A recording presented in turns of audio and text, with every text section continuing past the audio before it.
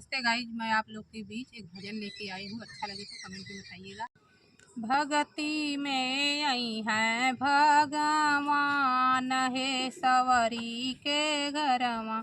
भगती में आई है भगवान है सवरी के घरमा।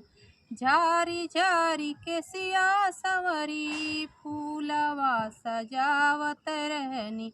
यही रही आई है भगवान है सवरी के घरमा।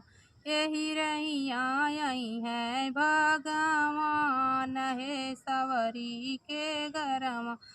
कूस की चटैया संवरी झारी के बिछावत रहनी। असन लगई है भगवान है सवरी के घरमा। असन लगई है भगवान है सवरी के घरमा। भगती में आई है भगवान है सवरी के घरमा। थोड़ी थोड़ी बैरिया सवरी दोनावा सजावत रहनी। भोगवा लगई है भगवान है सवरी के घरमा। भगती में आई है भगवान है। मेरे चैनल को सब्सक्राइब करिए और शेयर सपोर्ट ज़रूर।